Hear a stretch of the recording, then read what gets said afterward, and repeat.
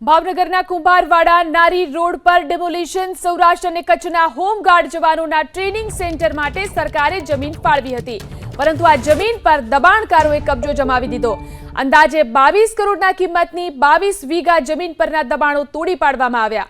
મોમાઈ કૃપા દાલબાટી સહિત અનેક દબાણો ઉપર બુલડોઝર ફેરવી દેવામાં આવ્યું। વધુ જાણકારી મેળવી અમારા સંવાદદાતા પાર્થ ફોન લાઈનથી જોડાયા છે। જી પાર્થ, દબાણ હટાવવાની કામગીરી કરવામાં આવી, શું જાણકારી? જી જણાવી દો, ભાવનગર શહેરના કુંભારવાડા નારી રોડ ઉપર હોમગાર્ડ પોલીસ દ્વારા ડિમોલેશન હાથ ધરવામાં આવ્યું છે। આજે જગ્યા ઉપર ડિમોલેશન હાથ ધરવામાં આવ્યું છે, તેમાં સૌરાષ્ટ્ર કચ્છના હોમગાર્ડ જવાનોનું ટ્રેનિંગ સેન્ટરની જગ્યા છે તે સરકાર દ્વારા ફાળવવામાં આવી હતી।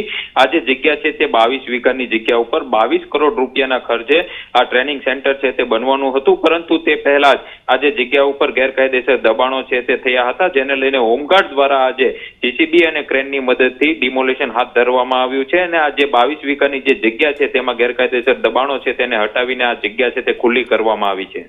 જી આભાર પાર્થ, તમામ જાણકારી આપવા માટે।